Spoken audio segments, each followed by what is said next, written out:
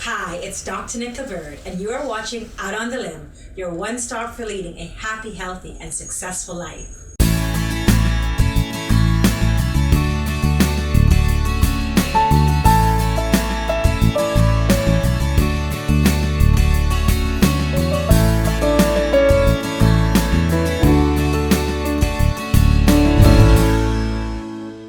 Did you know that by changing how you view yourself, you can change your present and your future?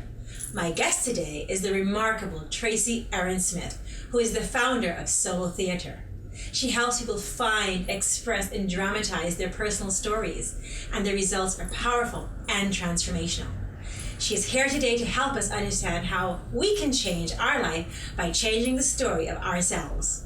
Welcome, Tracey. Wonderful to have you. I'm very excited. So why is it that finding, telling, and dramatizing our story is so transformational for our lives? Oh, such a good question. I have found that when you provide a space where people can explore the story of their lives, which is made up of many stories, it gives them that opportunity to look at what they've lived through, how they felt about it, where they might still be stuck, and then work on it theatrically. So for me, what that means is sometimes when you're dealing with something hard, let's say a difficult issue, it feels like the issue is everywhere and you're very small. And with this work, you become the creator. So then you take the issue, whether let's say it's something to do with your dad, right, and you're really still mad at him after all these years, that sort of thing, and that he tends to loom large in your story or your emotional life. And here I say, you know what, Dad is this big. You are the creator, you're the playwright, you're the one that's deciding how much of Dad is going to be in your story for this section, and how much, maybe he won't even be in it. So it's a matter of it's a matter of perspective. So from watching thousands of people tell their stories, I've seen that part of the power comes from you are now the creator. All the characters and the pain and the different things that have happened are your clay, and you can shape them how you want in terms of how you want to tell your story. Because our perspective really is our personal narrative, how we see ourselves, how we view ourselves. And so what you're saying is that by changing our personal narrative, we're changing ourselves. Is that correct? Yeah, you're changing how you perceive yourself, how you perceive the other characters in your story, and then you can decide, how do I want to write the next chapter? So instead of feeling pushed around by different people or forces or circumstances, you get to take the pen and say, okay, I am the hero of this story, so what do I want the next chapter to be? That's what happens after my class, but hopefully we get to that place. So that's how a person can empower themselves then, because instead of the stories that you've always told yourself informing where you're going to be, you're saying, I'm going to tell myself something differently. I'm going to change the script of my life. Yeah. And so what you're saying is by dramatizing it, by presenting it, a person can then kind of see themselves? Is that what happens? Oh, that's an excellent point. I think that is what happens. And it gets mirrored back by the other class members. So that's, until we perform it in front of a bigger audience, the class members are the audience. So they will give you feedback and perspective on the different characters that might help you see it as if you were sitting in the audience of your own life. So it's really an incredible mirroring to be able to actually see yourself, because otherwise we're looking at ourselves very limited, just our box of what we're accustomed to seeing. But suddenly you have a reflection of yourself to look back on and then gain perspective. I couldn't have said it better. That's very Thank good. you. That's very good. So what kind of transformation have you seen? What's an example that happens? People, I can sort of describe it physically. It's like, let's say I have 10 people in a class, and it's like, I think of them as popcorn in the bottom. I make popcorn the old-fashioned way. Right.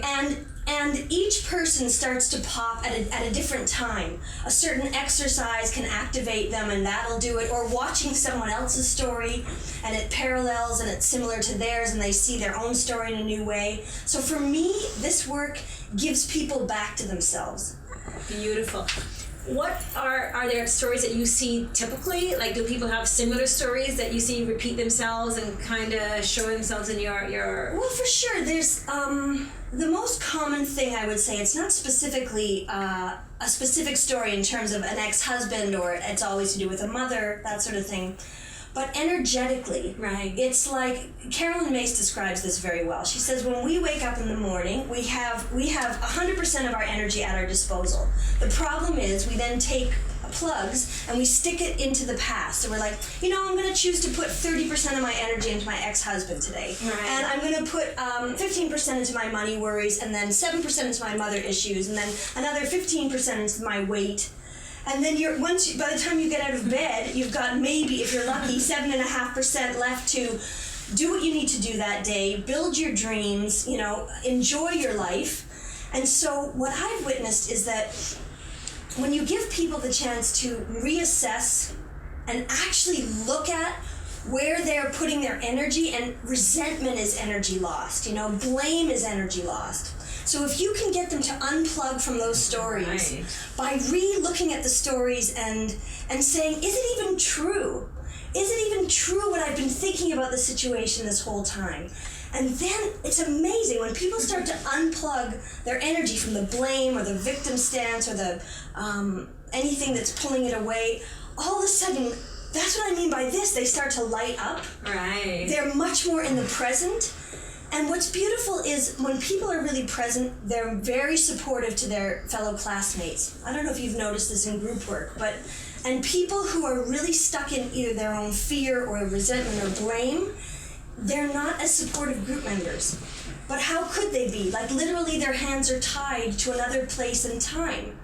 But once they pull more of themselves into the present, they're there for themselves, they're there, they become a great group member. It's amazing. And how does that translate into their day-to-day life? So they go, they have this experience of retelling their story and unplugging from their past and envisioning themselves and understanding a whole other aspect of who they are. What happens then? Well, so many things happen then. Their sense of self has expanded. So their comfort zone is bigger. Because some of them are scared beepless to take the course because either they've never been on stage before, they think my story's not interesting, someone's already told my story. And then once they've actually taken that hero's journey or that leap, it expands what they know they are capable of.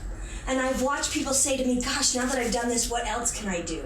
Skydiving, get married, crazy things. So they're willing to just see, they see whole new other aspects of who they are, and they go to embrace things, so it just really breaks them out of their box and opens up. So by retelling your story or changing your script, you now can see another opportunities, possibilities, and potentials for who you are. Totally. You've literally cut loose dead weight hanging off your air balloon. So it's like, you take this knife and you create, and it's not painful to cut off dead weight. It's like liberating. And then their balloons are going higher and they can see further. So I know you've worked with cancer patients, you've worked with seniors. What's that like? It's always amazing and an honor to be in a sacred space where people feel they can speak the truth.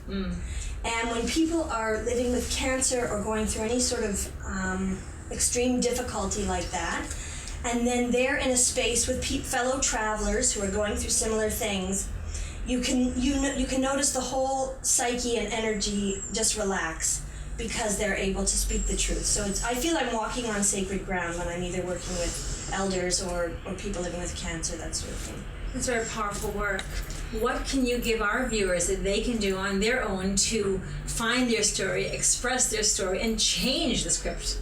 That's a good question too. So one of the exercises is to make a list of 1 to 10. Okay.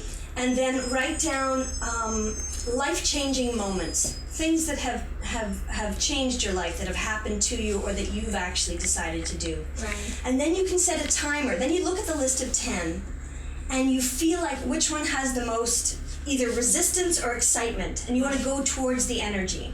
So pick the one that scares you the most or the one that excites you the most, set a timer and write for 10 minutes. Freestyle writing. It doesn't matter about punctuation, spelling, storytelling, nothing. It's just it's a purging onto the page. And that's an amazing first step, to simply get some of these things that have been bottled up out of your system and onto the page. And then if you want to take it further, you could turn it into a poem, or you could whip out your ukulele and make a song, or you could come and take a class or write it as a multi-character play. So many great works of art start with a kernel of real life experience from the artist. So you can, that's how you turn poison into medicine. And that's how you take whatever it was that caused the original pain and then find a way to make it healing and transformative for yourself. And then the journey's not complete until you share it. Because the gift that you get is not just for you, it's to show other humans, look what I survived, look what I learned, and look how I'm doing now. Tracey, it's been amazing having you here. It's just been a joy and a pleasure. Thank you so much. Do you want to feel more confident, strong, and secure, especially when you're self-doubting? Do you believe that the only way to do this is by using positive self-talk to convince yourself that you're stronger than you actually feel or believe that you are? Well, there is another way to change your perception of yourself. You can use your body to stimulate feelings of confidence that will in turn convince your mind that you're in charge, even when you're self-doubting. This is a two-part process. First, put your body in a power stance with your arms on your hips, shoulders back, chest high, and head up. Breathe deeply as you hold the pose for 1 minute. How do you feel? This posture makes you feel stronger, more in control, and confident. As you pose, you can imagine yourself being in charge of a situation to help you connect with a feeling of confidence and focus your attention on that feeling. This is the important part. To really feel the emotion, you stand in the posture that stimulates the self-assured feeling. Stand in this position for another 1 minute. You now have a 2-minute exercise that you can do pretty much anywhere, waiting in a car, in the bathroom, alone, even walking, to cultivate this feeling of confidence. I now invite you to be your very own best friend. And for the next week, take a minute or two, at least once a day, to try this technique to see how you feel. You can build positives in your life by routinely practicing simple habits to empower yourself. Remember, you're all you need to succeed. And if you want more insights on how you can lead the happy, healthy, and successful life you deserve, sign up for my email updates. And don't forget to spread the joy and share this with your friends. As always, be good to you. Thank you so much for watching, and I will see you right here again next week on Out on the Limb.